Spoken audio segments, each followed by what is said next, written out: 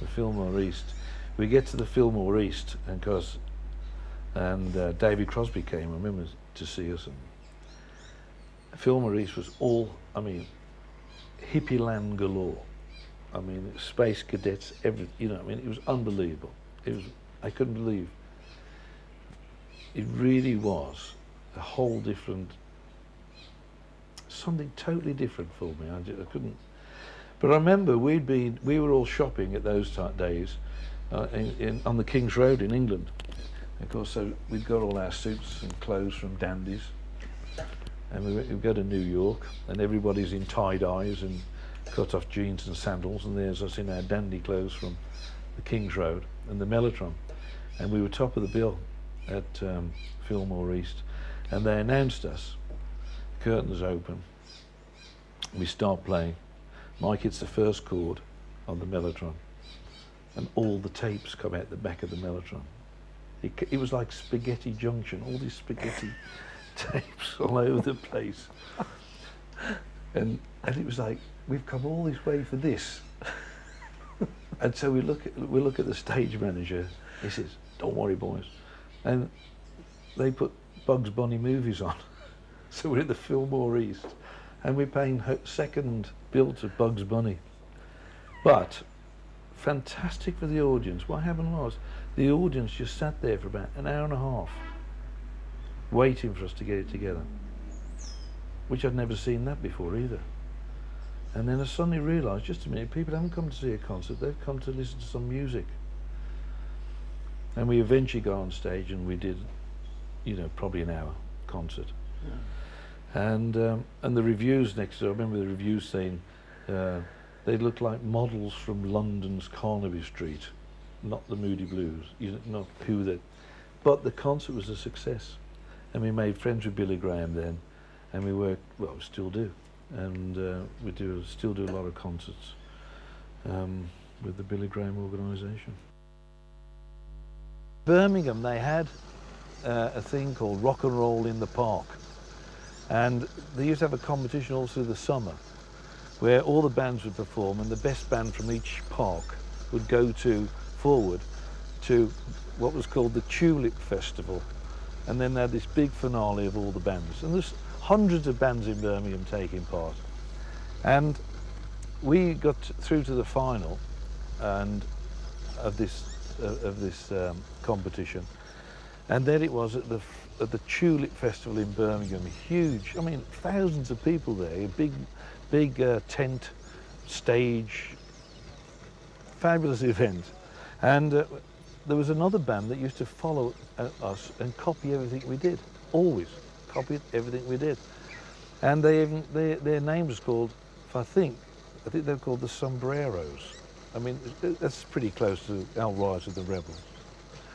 But Ray and I said, we've got to do something, because they'd got to the final as well. So we thought, we've got to do something really different to anyone else. And Ray said, I know what we're going to do. Why don't we all start with our backs, with the curtains are closed, backs to the audience. We start with Whole Lot of Shaking.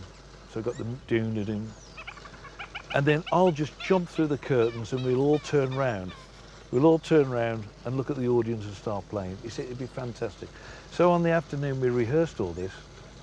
Ray diving through the curtains. We thought, this is it, we have got this. We're going to win this tournament competition just from this one appearance on.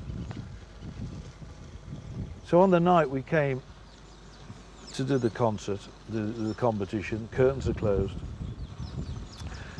and we got our backs to the audience, and they announced us from Erdington, Birmingham, Al Riot and the Rebels. And we started playing all with our backs to the audience, doom, doom, doom, doom, doom. Ray dives to the curtains and we hear clatter, clatter, bang, smash, crunch, and we turn round and Ray had gone through the curtains, and they hadn't told us, because it's the Tulip Festival. They had put like 200 vases of tulips on the front of the stage. And there was Ray sort of amongst all these tulips and vases making our grand entrance of rock and roll. Did you win? Wonderful. Did you win? We collapsed. But we actually did win. But it was the funniest thing to see old Wright with sombrero around his neck coming through. And what was the other story? Rock and roll. Well, the other one, we used to play at a place called Bromsgrove, and it was the great criteria being top of the bill at Bromsgrove. It was at Bromsgrove at the Baths, no, sorry, at Kidderminster Baths. And you got the booking providing you could do the Hokey Cokey, because at the end of the night, 2,000 people wanted to sing Hokey Cokey and have a punch-up. And it didn't matter what show you did, you had to do the Hokey Cokey and you had a fight.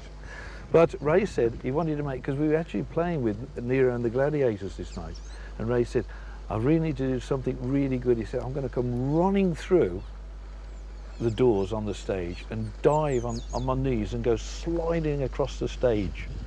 And I thought, fantastic, because Ray could do that.